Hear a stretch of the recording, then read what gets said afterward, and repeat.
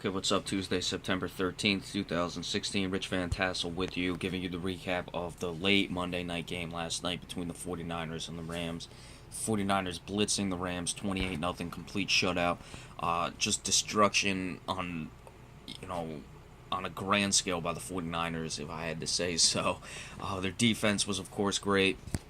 We'll get into the box score. Case Keenum, not good at all. The quarterback for the Rams, 17 of 35, 130 yards. No touchdowns, two interceptions. Running the ball, Todd Gurley was shut down. 17 of 47, 2.8 yards per rush. Case Keenum, 3 for 10. Altogether, 23 of 65, 2.8 yards per rush. Not going to get the job done. Kenny Britt, 4 receptions, 67 yards, so he was good. We know this is, it's about time this guy starts performing. Brian Quick, 3 for 23. Tavon Austin, only 4 receptions for 13 yards. Tremaine Johnson recovered a fumble. They had no sacks, no interceptions. In the punt return, Tavon Austin, 4 returns, 38 yards. They did not kick any field goals, obviously, as they were shut out. For the 49ers, sorry, I got that glare in there early in the morning. Get that out.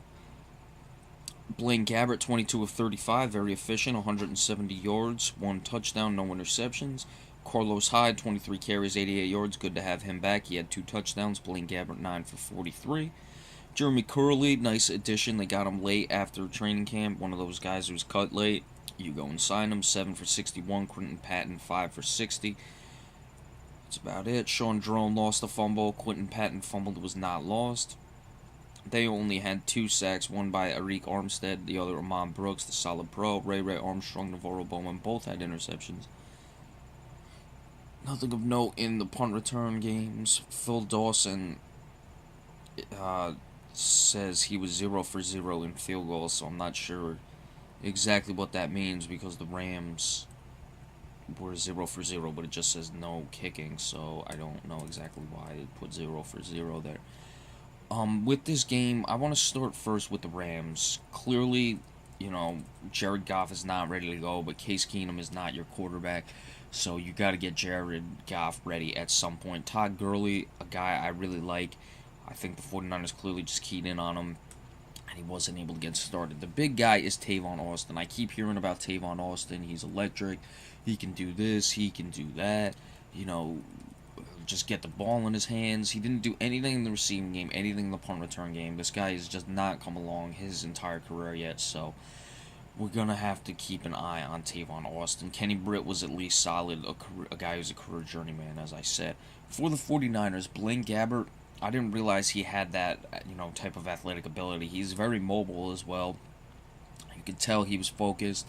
He was carrying out the fakes afterwards and everything, so he was clearly taking it serious.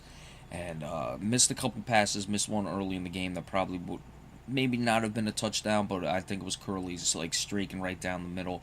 Certainly would have been a big gain, and he might have been able to take it all the way in for 6.